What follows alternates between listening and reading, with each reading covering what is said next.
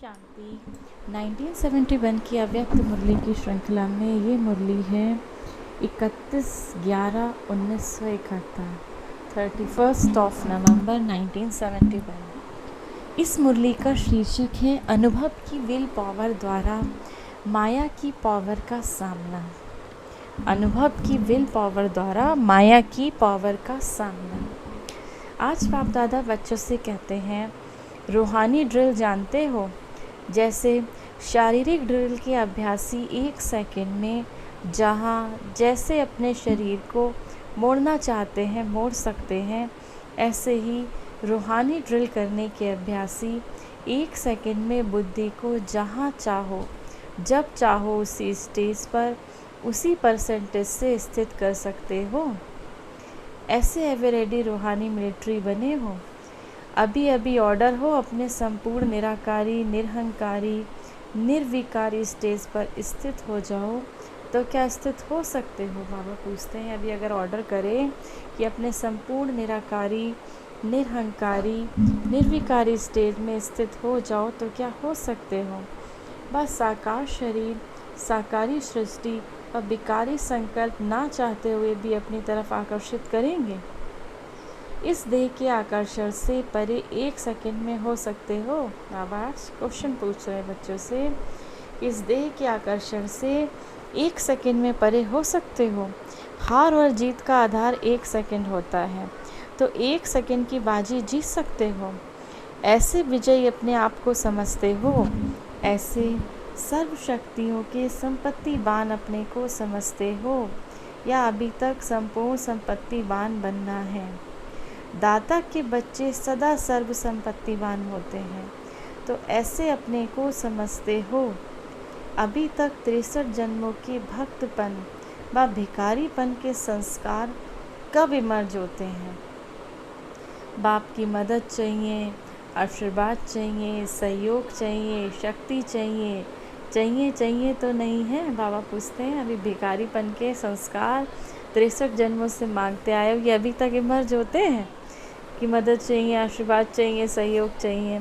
तो बाबा कहते हैं, चाहिए शब्द दाता विधाता वरदाता बच्चों के आगे शोभता है कहीं? ये शब्द दाता विधाता वरदाता बच्चों के आगे नहीं शोभता है।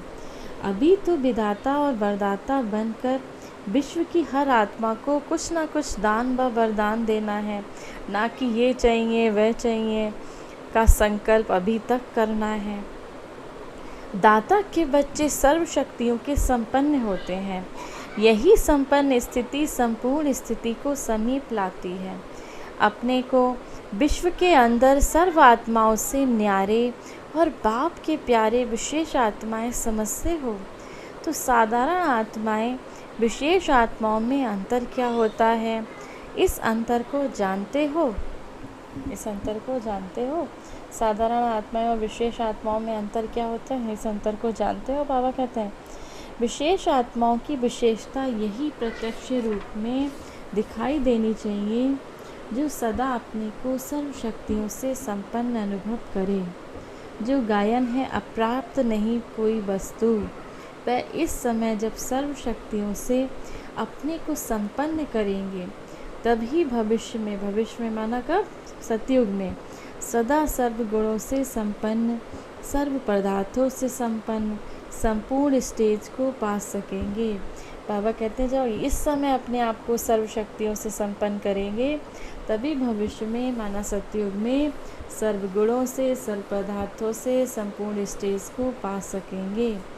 इसीलिए अपने को ऐसा बनाने के लिए विशेष भट्टी में आए हो। जो भी अपने में अप्राप्ति अनुभव करते हो, जो भी लगता है कि अभी हमने ये नहीं प्राप्त किया है, वह प्राप्ति के रूप में परिवर्तन हुए कि अभी तक कोई भी अप्राप्ति अनुभव करते हो? बाबा कहते हैं, कोई अप्राप्ति अगर आपको लगता है कि हमने ये प्राप्त नहीं किया, अभी तक प्राप्त किया है कि नहीं किया है, ऐसा अनुभव तो नहीं करते हो कि अभी तक नहीं प्राप्त हुई, ये शक्ति हमें नहीं मिली, ये प्राप्ति अविनाशी रहेगी। प्राप्ति अर्थात प्राप्ति जब अनुभव स्वरूप बन गए, तो अनुभव की बातें अविनाशी होती हैं।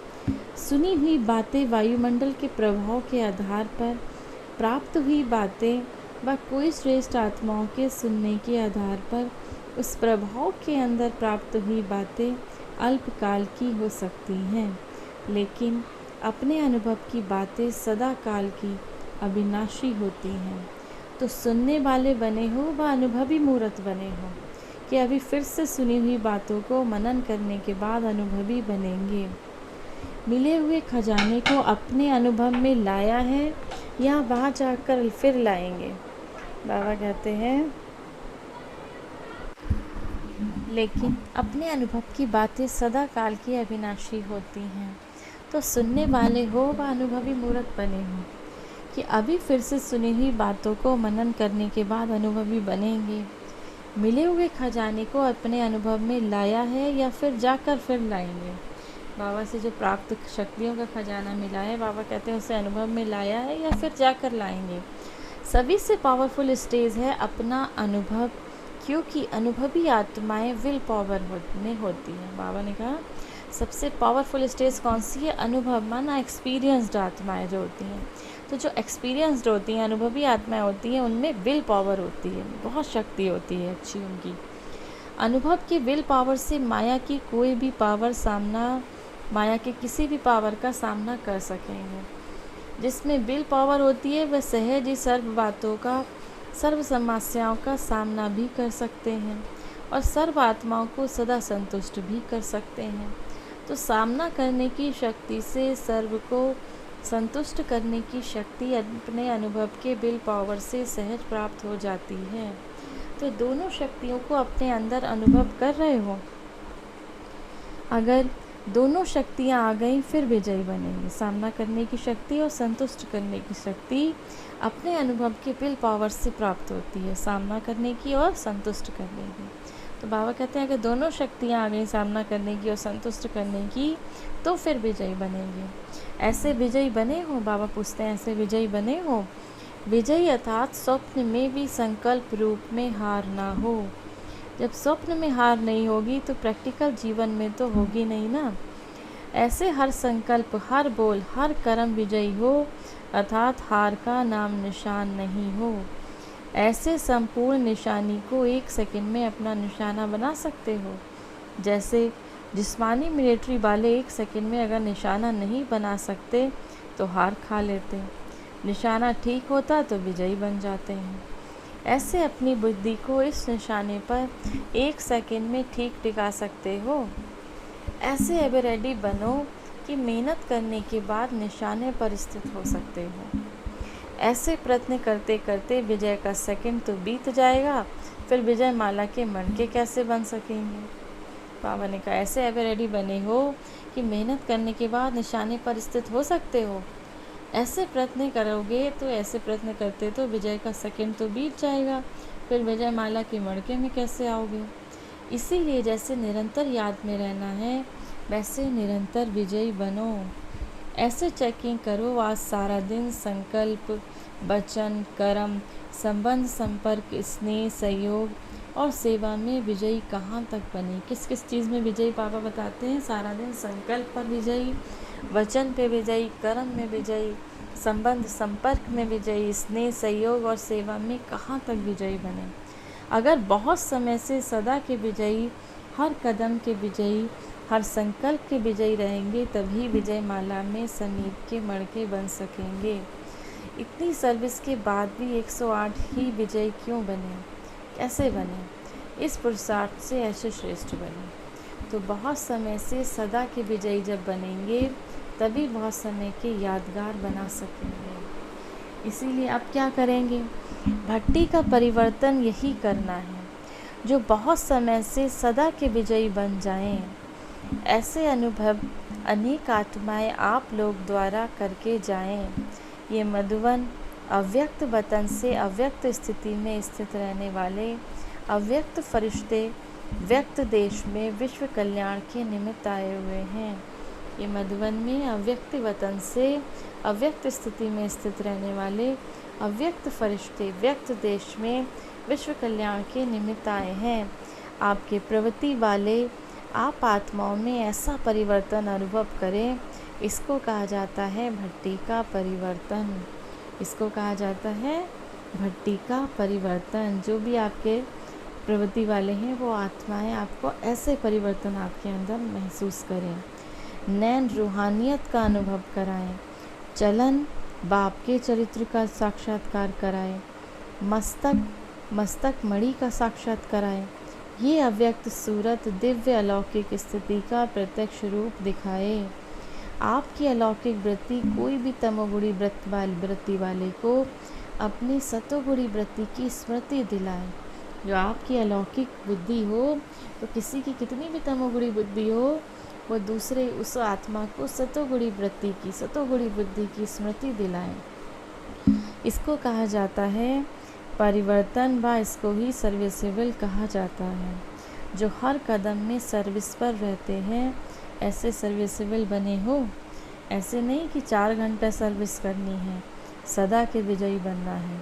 सदा सर्विस में तत्पर रहने वाले, सदा की सर्विसेबल का 1 सेकंड भी सर्विस के बिगड़ ना जाए, ऐसे सर्विसेबल बनना, यही विशेष आत्माओं की विशेषता है। तो सभी बातों में फुल बनना है। बाप की महिमा में सभी शब्दों में फुल आता है ना। जो सभी बातों में फुल हैं वह फेल नहीं होते, फुल में फ़्लो नहीं होता। बाबा कहते हैं फुल, जो सब बातों में फुल है वो फेल नहीं होते, फुल में फ़्लो नहीं होता है, इसीलिए फेल नहीं होते। वो बहते नहीं हैं, ना फेल होते हैं, ना कोई व्यर्थ बातें फील करते हैं। थोड़ी थोड़ी बातें फील करते हो ना, अभी फील होता है, थोड़ी थोड़ी बातें किसी ने कुछ कह दिया तो फील होने लगता है। तो बाबा कहते हैं थोड़ी थोड़ी बातें अभी भी फील करते हो ना। जो फुल होगा वह व्यर्थ बातों को फील नहीं करेंगे, ना फेल होंगे। तो ऐसे तिलकधारी बने हो। सर्व शक्तियों से संपन्न का तिलक अपने मस्तक पर लगाया है। अगर ये तिलक जो सुनाया सदा मस्तक पर नहीं लगा हुआ है, तो याद में भी याद के बजाय क्या करते हैं? याद के बजाय फरियाद करते हैं, लेकिन अभी नहीं करेंगे। फरियादों की फ़ाइल बन गई है। हर एक के फरियादों की फ़ाइल मालूम है कितनी है? तो निरंतर याद में रहने से, निरंतर विजयी बनने से, निरंतर सर्विसेबल बनने से फरियाद करने की आवश्यकता ही नहीं होगी। संपूर्ण कमज़ोरियों की आहुति डालने के लिए भट्टी में आए हो। बाबा के सामने भट्टी चल रही है, उस समय बाबा बच्चों से कहते हैं ज़्यादा जितनी भी कमज़ोरियाँ हैं, संपूर्ण कमज़ोरी की आहुति डालने के लिए भट्टी में आए हो। तो सर्व कमज़ोरियों की आहुति यज्ञ में डाल दी या अभी रह गई? जबकि आहुति डाल देते हैं तो अंत में क्या कहते हैं? स्वाहा। फिर आप सभी स्वाहा हुए। जो स्वाहा हो चुके हैं वह बीती हुई बातों को स्वप्न में भी नहीं देख सकते। बाबा ने कहा ना, कहते हैं बाबा हम तो स्वाहा हो गए इसी यज्ञ में। तो बाबा कहते हैं अब स्वाहा की परिभाषा भी बाबा ने बता दी। तो जो स्वाहा हो चुके हैं वो बीती बातों को, जो बातें हो चुकी हैं उसको स्वप्न में भी नहीं देख सकते। ऐसे स्वाहा हुए हो। हिम्मत और उल्लास, ये दोनों ही अभी की रिजल्ट में मेजॉरिटी में दिखाई देते हैं। इसी हिम्मत और उल्लास को सदा के लिए अपनी वृत्ति बनाना। धरती नरम भी है और फलीभूत भी है, लेकिन अपनी फलीभूत धरती में बीती हुई पास्ट जीवन के विकर्म और विकर्म के कांटे बोने नहीं देना। जो आपकी बाबा कहते हैं अपनी फलीभूत धरती में, मन रूपी धरती में बीती हुई पास्ट जीवन के विकर्म जो हो चुके हैं विकर्म, और विकर्म के कांटे बोने नहीं देना। कांटों को बाप के सामने समर्पण किया। बाबा पूछते हैं सर्व कांटे जो अब तक अंदर होने के कारण नुकसान करते रहते थे, वह अब बाप के सामने स्वाहा हुए। स्वाहा राख को भी कहते हैं। राख हुई चीज़ अथवा भस्म हुई चीज़ फिर कभी भी अपनी धरती में बोना नहीं, अर्थात स्मृति में नहीं लाना। स्वाहा अर्थात नाम निशान समाप्त। आज से ऐसे ही समझना, मुझ सतोगुणी आत्मा के ये संस्कार नहीं हैं, अर्थात ये मेरे संस्कार नहीं हैं। तो जैसे दूसरों के संस्कारों को साक्षी होकर देखते हो, वैसे अपने तमो प्रधान स्टेज के संस्कारों को भी ऐसे साक्षी होकर देखना।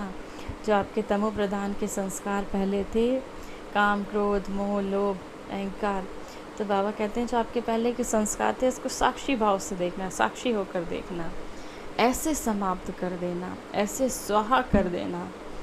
स्वाहा हो गया ऐसा समझने से ही सदा सफलता पाते रहेंगे। अच्छा, ये है हमारे बाबा की बहुत सुंदर मुरली 31/11/1971 की,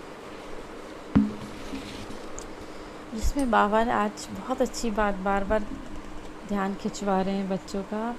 बाबा सर्वप्रथम कहते हैं अपनी बुद्धि को इस तरह से बनाना है, ऐसे रूहानी ड्रिल करनी है जैसे कि कोई लौकिक में देखते हैं एक्सरसाइज करते हैं तो वो अपने हाथ पैर को जैसे चाहे मोड़ लेते हैं।